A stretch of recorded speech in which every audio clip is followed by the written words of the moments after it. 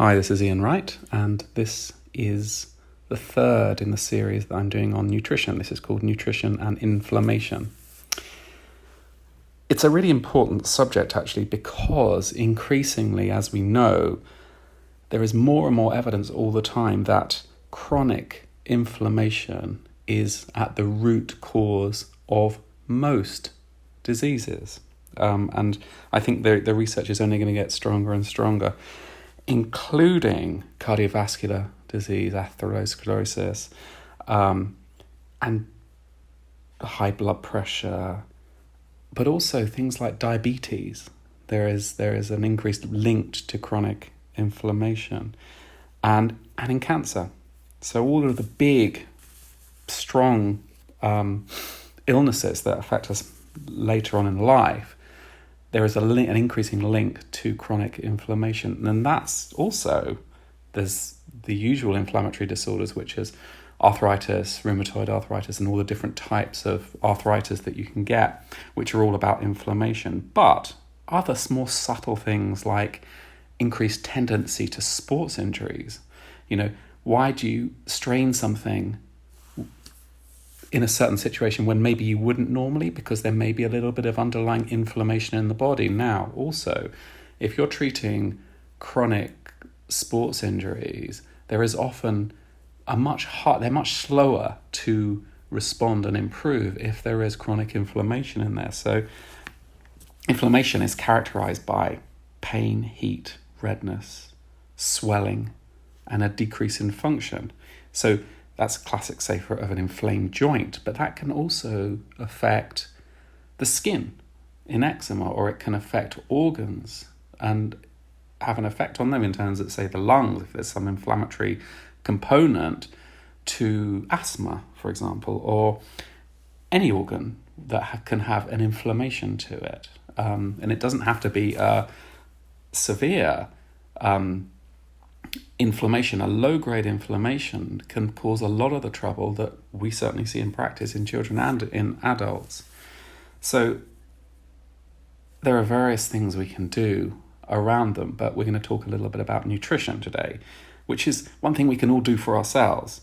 And there's a lot of work and an increased body of work around what are sort of anti-inflammatory diets and what can certainly increase and create inflammation.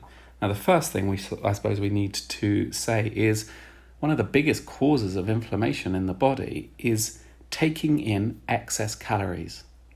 Of course, that can cause obesity, but calories are energy, and that energy needs to go somewhere, and it is released as heat in the body, which can lead to inflammation. So one of the first things you can do is cut down the calorific intake. That's a really important one.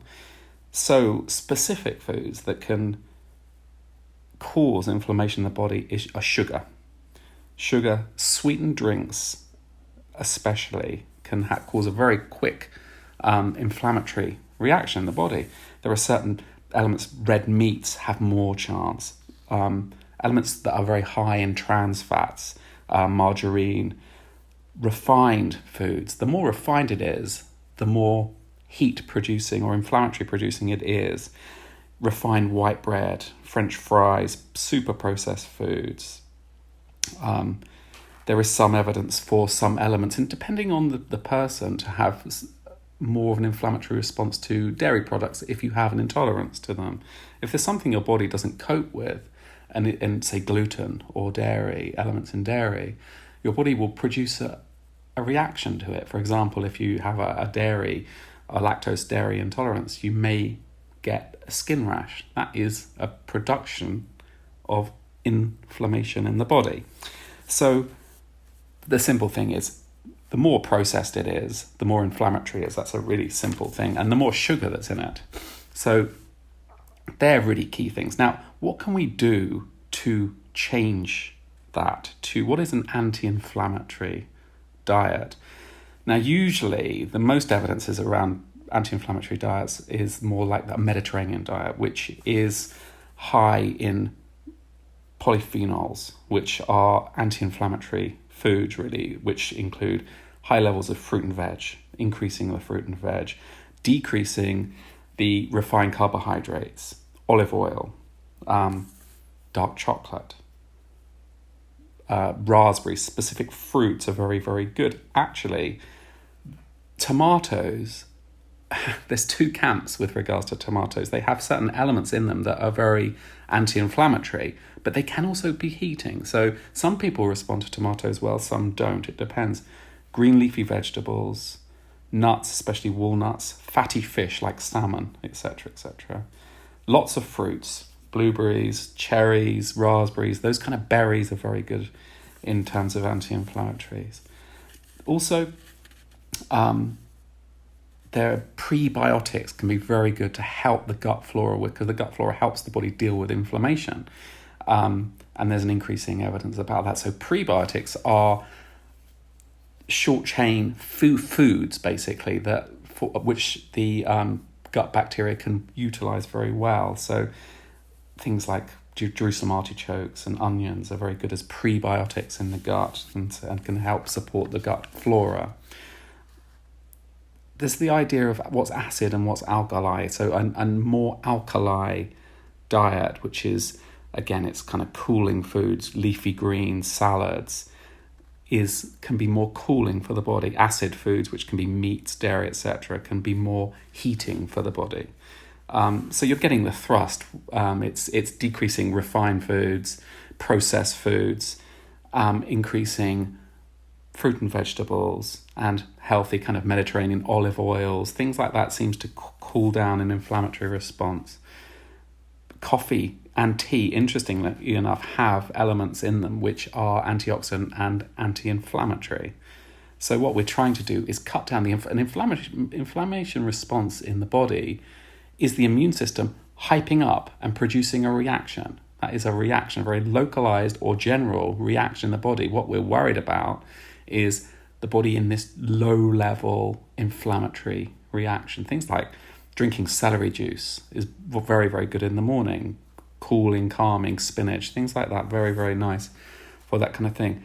With regards to supplements, there are certain things that have been shown to be quite helpful with regards to inflammation.